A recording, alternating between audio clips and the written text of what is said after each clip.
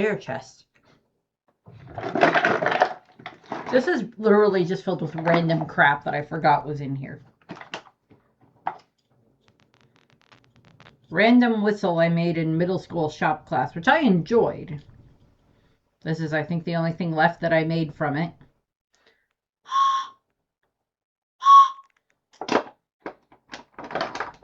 I also randomly have a treble clef in here, which is rather appropriate because One Piece and music and treble clef. Do you want a marble? I have marbles.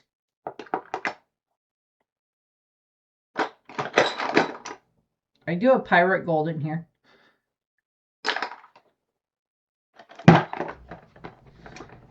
Unlike the treasure chest that Gaimon is in, this is not empty. So, we're backtracking a little bit here.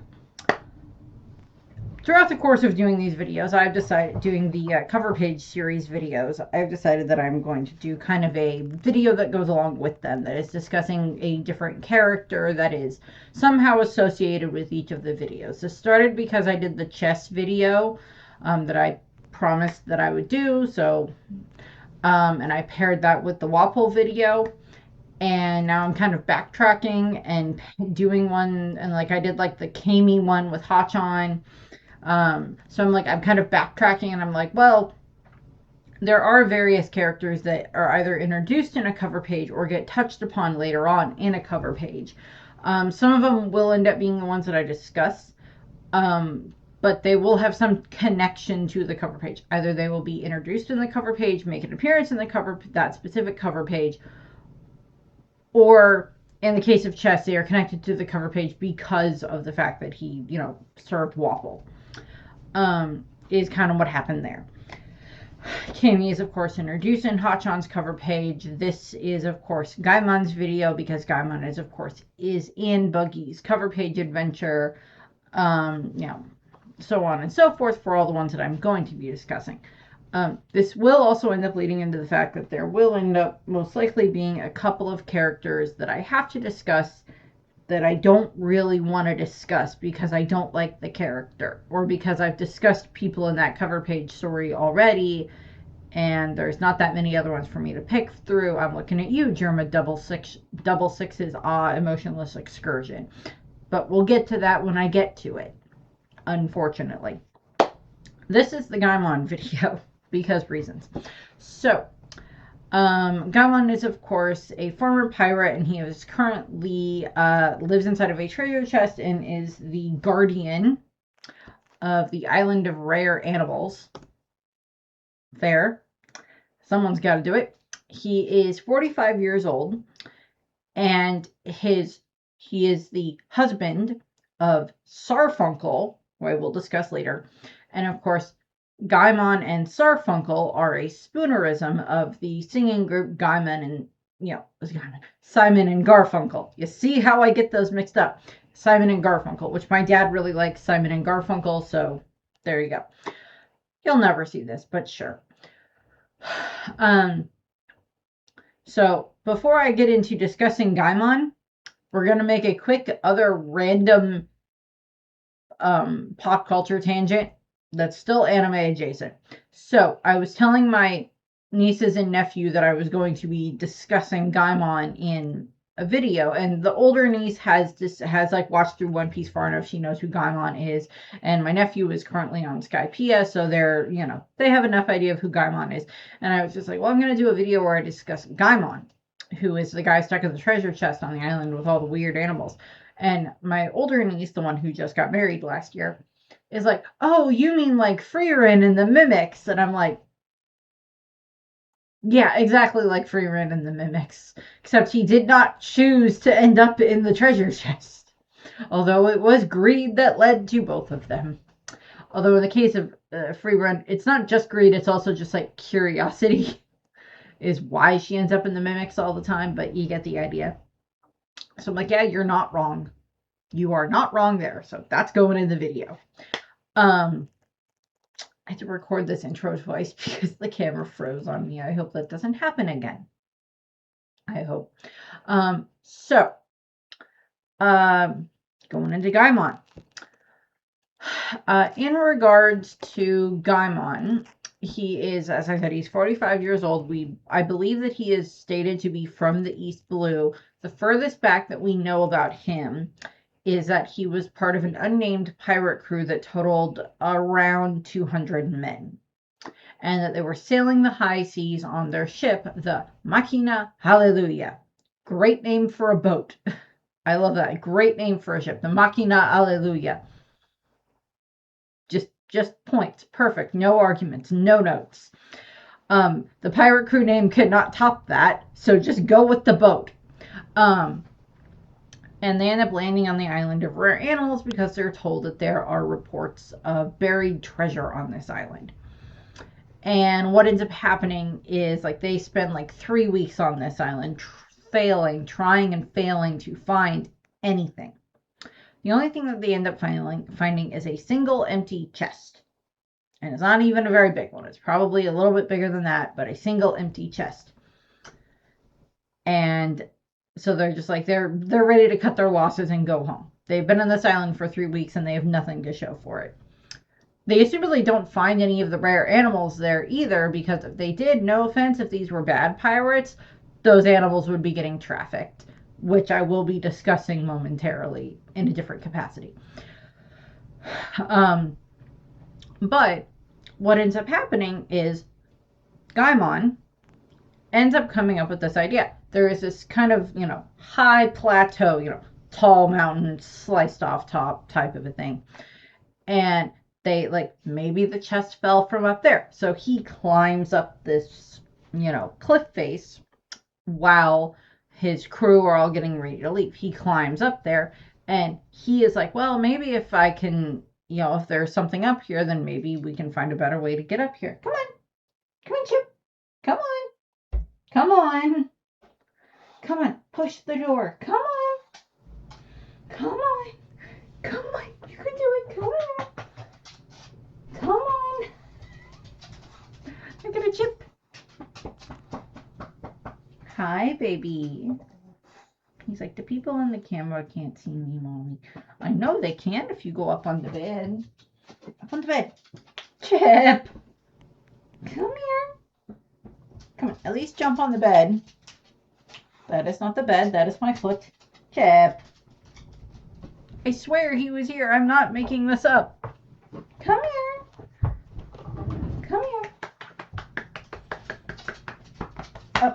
Up. There we go. There's the chipper. There's my beaver. There we go. Now we see Chip. Are you the beaver? Yes, I know you're a good baby.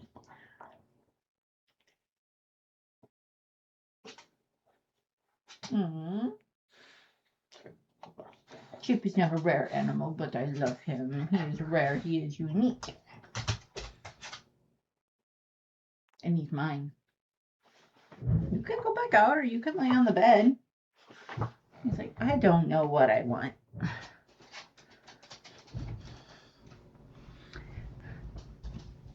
He might be back. I don't know. We'll find out later. Stay tuned.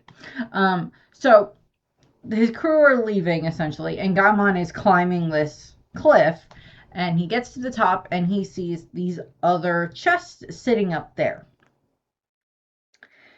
And in the process, as his crew is leaving, he falls. And they have never climbed up this cliff. The crew has never climbed up it. Gaimon does it. He finds 5 treasure chests sitting atop the cliff.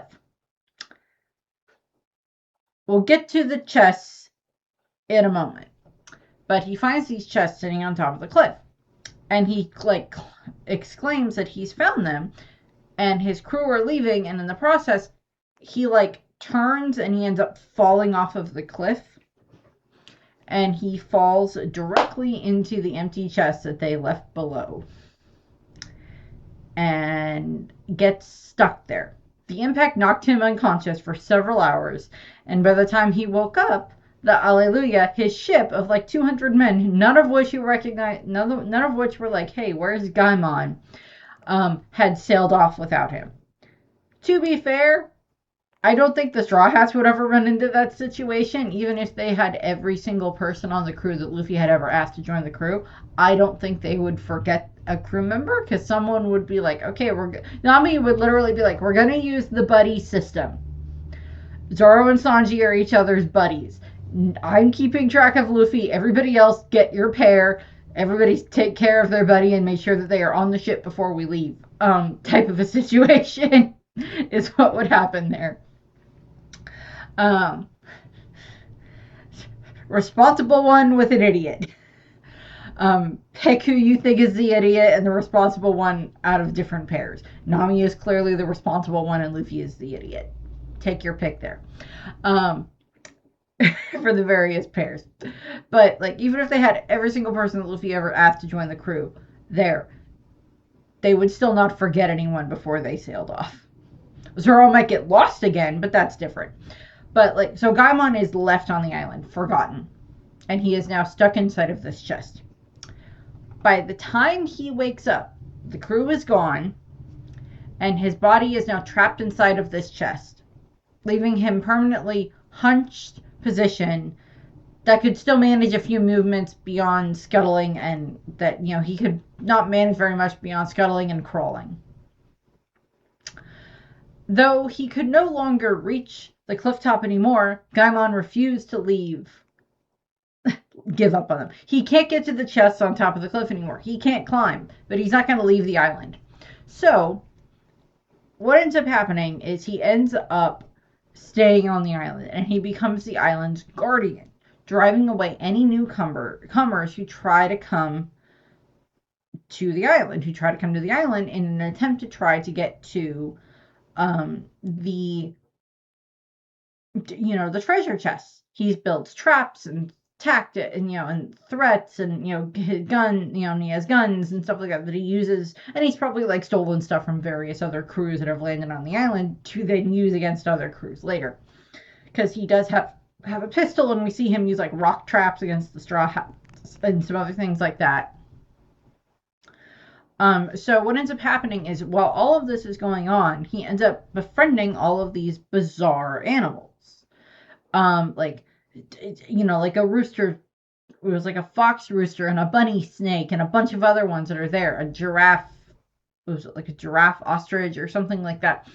A rhino kangaroo or whatever they were. And it's just like all of these different combinations of animals live on this island. And of course, it's the island of rare animals.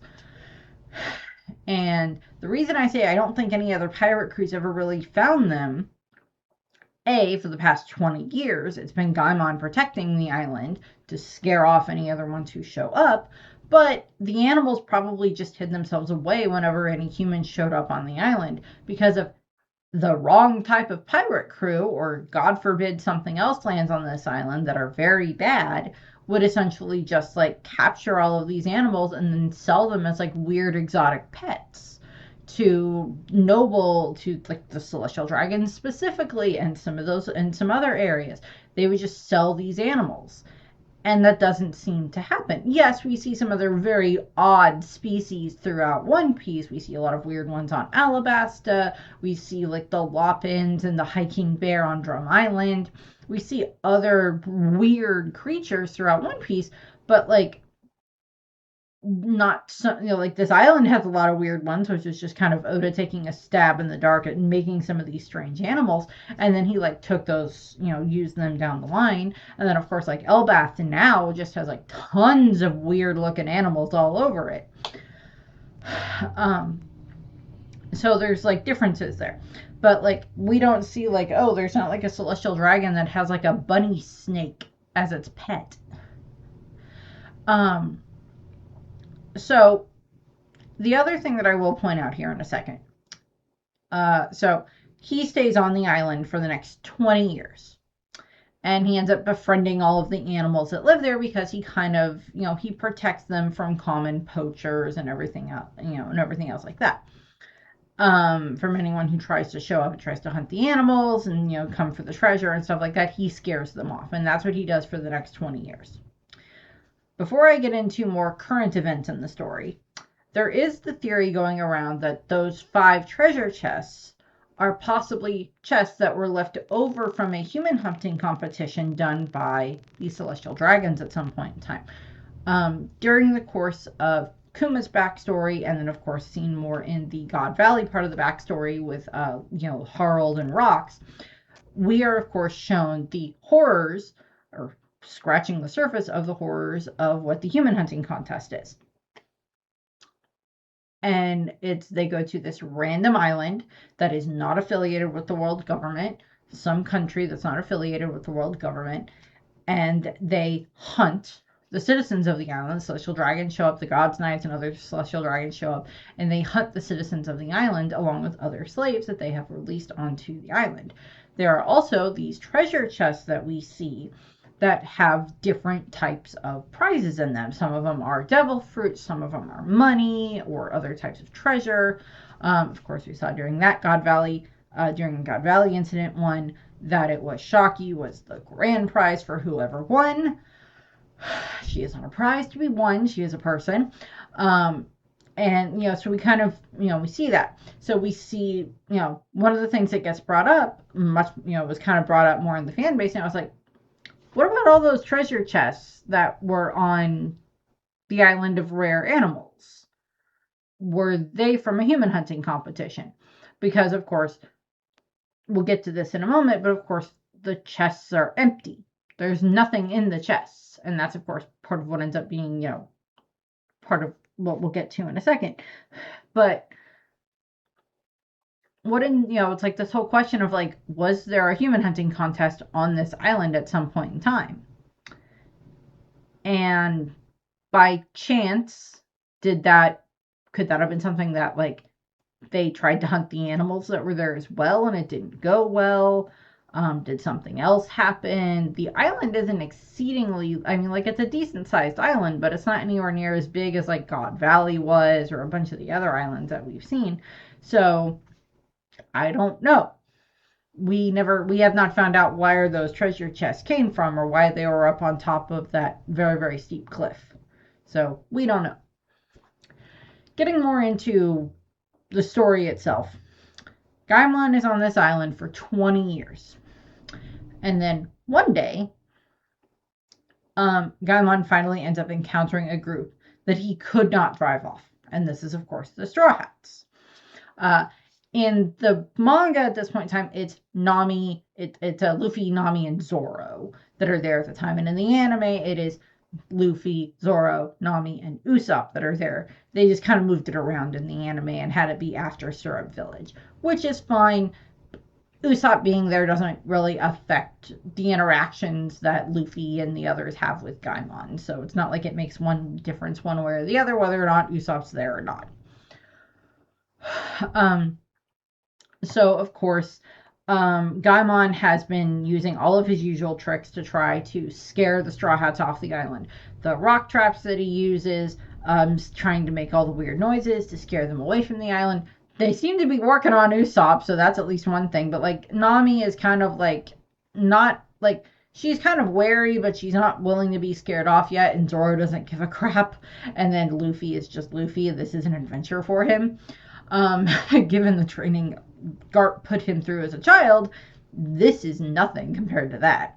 And then, of course, Gaimon even tries shooting Luffy with one of his pistols, but of course that does nothing because Luffy's a devil fruit user. And during that whole exchange, they end up coming across Gaimon. Well, first they find just a chest sitting there with like a giant green afro sticking out of it. And then the chest tries to run away, and then Luffy grabs it and pulls it back, and it's revealed to be Gaimon.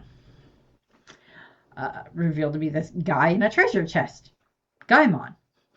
And what ends up happening is Gaimon essentially, like, he's talking with the Straw Hats, and, like, we get to see some of the animals around them as well, and they're just, like, befuddled by all of these animals type of thing. Like, I'd be weirded out, too, if I saw a bunny snake, although that's probably my favorite out of all of them, or, like, the rhino kangaroo is kind of funny. But, like, so we see a bunch of that.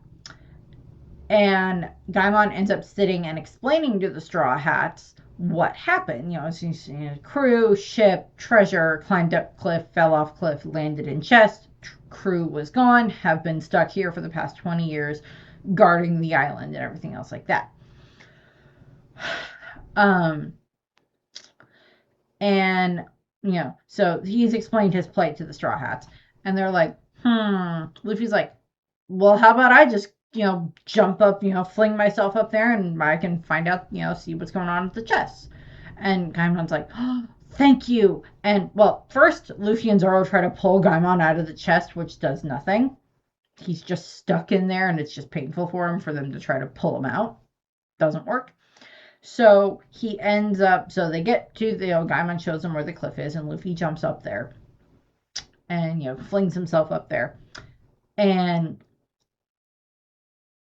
there's this kind of instance where, like, Luffy has kind of gone into serious mode at that point in time because he sees that the chests are empty, but he knows that Gaimon has spent the last 20 years stuck in this place for this treasure, guarding it. And he does, he kind of like tests it, like Nami's like, well, you stop teasing the man. And Gaimon, like, is the one who realizes that it's just like, they're empty, aren't they? I've been guarding thin air for the past 20 years. And he's like very sad about this, and he starts crying. Gaimon starts crying and everything. Like, the others that are there have sympathy for him in this moment, but Nami specifically, it's treasure. She is not happy that there is no treasure. But dead to rights, it was Gaimon's treasure if it was still there. So Gaimon is just tears, but he refuses to despair. And Luffy asked him to join the crew. Gaimon says no, and he's resolved that he is going to spend the rest of his days protecting the animals that live on this island because they have become his true treasure. He wants to protect the animals, and that's one of the main things he's been doing, and now that is what he wants to dedicate the rest of his life to. Good man, Gaimon, good man. So, the Straw Hats are all happy at this point. Gaimon's happy. They kind of, resupply them with food, and, the Straw Hats head off. They resume their voyage and head off. In the case of the manga, they're going to head off to Syrup Village. In the case of the anime, they're going to head off to go deal with the Baratie and meet Sanji and all of that stuff. Is kind of where that lands there for either one of those. So they resume their voyage, and Gaimon is there on the island, happy to be with with his animals for the rest of time. Then we get into the cover page series setup. So, sometime after meeting the Straw Hats, what ends up happening is Gaimon encounters a new castaway, Buggy the Clown. And this is, of course, Buggy, who has been defeated by the Straw Hats. And although canonically they defeat Buggy before they meet Gaimon, but stuff gets moved around, or not moved around. It's just it took Buggy a little while to end up on the island of rare animals. For all we know, this is like the next day that Buggy lands on the island. So he is, of course, stuck with Buggy only has his head, his arm, his hands, and his feet. Essentially, is what Buggy is at that point in time, because his body and torso and everything are with his crew. And what ends up happening is, of course, first they're kind of at like a standoff with like Buggy and Gaimon, and like they're worried that the others is going to be, cause a problem, and then they just realize that they're both just freaks of nature because of their strange physiques, and they like become friends over that. And during the night they end up having like this nice party, and Buggy kind of gets to meet the island, meet the animals and everything, and they're just like so happy, and they have like Gaimon's homemade liquor because reasons. And from there, Gaimon helps Buggy build this super flashy raft. That's literally what it's called. And he then resumes his search for his crew and his body parts. That the two have a tearful goodbye, and that and Buggy sails off only to be attacked by a giant crab, and Gaimon is just happy for his friend and hopes that Buggy survives the giant crab. They're, of course, blissfully unaware that each other has a connection to the Straw Hats, that Gaimon is friends with the Straw Hats, and that Buggy is in this situation because of the Straw Hats. So that's kind of what happens there. And that is the last we see of Gaimon for a very long time in the story. The next time we see Gaimon is after the 2-year time skip, because we don't see him in any of the other. We don't see him in like the Decks of the World, or like the Around the World lineups or anything else like that, where we get like caught up on what a bunch of the other characters are doing, like we see with like Fuchsia and different areas like that, Fuchsia and Syrup Village and stuff like that. We don't see that with Gaimon. The next time we see Gaimon is in the cover page series from the Decks of the World, which of course I'll touch on later on down the line because that's another cover page series. But eventually what ends up happening is in that part of the cover page series, we see that there is this woman who has washed up on the island. Her name is Sarfunkel, and she is similarly trapped inside of a barrel to the way that Gaimon is trapped inside of a treasure chest. I would like to know that set up there. And she ends up staying on the island. And, to this time, to this date, she is still there. And like they're just living happily on the island of rare animals.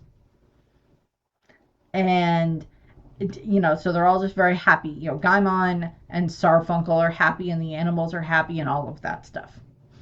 So good for all of them. I will mention this: we do see them in Film Red. Even though Film Red is not canon, I know that, but I just want to point them out. We see them in Film Red. They are part of the credits in Film Red, where Uta's song, childhood song, is being sung, the Where the Wind Blows, that we see her singing earlier in the movie. We see it's like the song that they use at the end during the credits in the movie. And we see Gaimon and Sarfunkel there listening to it, just like we see a lot of the other characters listening into the music. So that's nice there. From then, much more recently, we just saw them during the Egghead arc. And just saw them in the anime during Vegapunk's message when it's being broadcast all over the world. Unlike the rest of the world, though, they are not listening to the broadcast because they don't have any Den Mushi on the island for them to be able to listen to. So they are blissfully unaware of this broadcast that Vegapunk is sending out all over the world to all the different ocean, all the blues and all that stuff. They are blissfully unaware of this information. They are just happily living out their days on the island. I mean, good for them. They're not going to be in a lot of good places if the sea levels start to rise. That island isn't, it has shoreline, so they're not going to be completely unaffected there if the sea levels start to rise.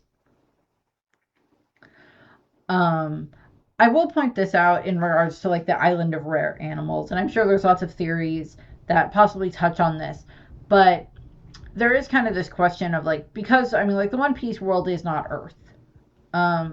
The first age that we have learned about from the Harley tax might be similar to like the level of technology that we have now on Earth, but it's not the same. But it's quite possible that the island of rare animals, that some of those animals ended up evolving, came into being and stuff like that because of possible things that happened with, stuff with the ancient kingdom, with the Great Kingdom. There's a possible connection there, since they had high levels of technology. It's quite possible that, to be fair, the animals on the island of rare animals very much seem to give off the vibe of like maybe someone with a devil fruit decided to have fun. We don't know.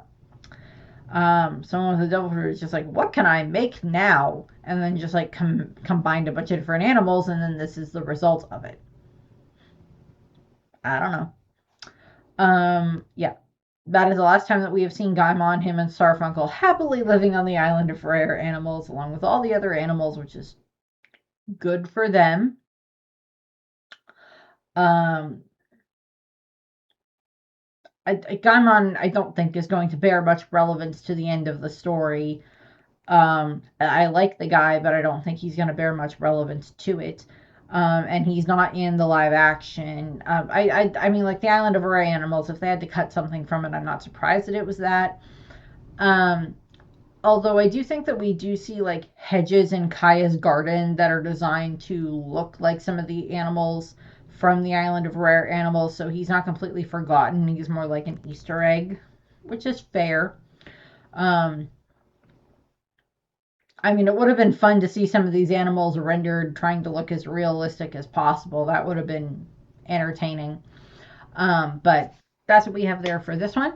You'll just have to wait and see who I pick for the one that pairs with the Kobe and Hamapo video. So that's what I have here. I thank you very much for watching, and I hope you have a nice rest of your day. Bye.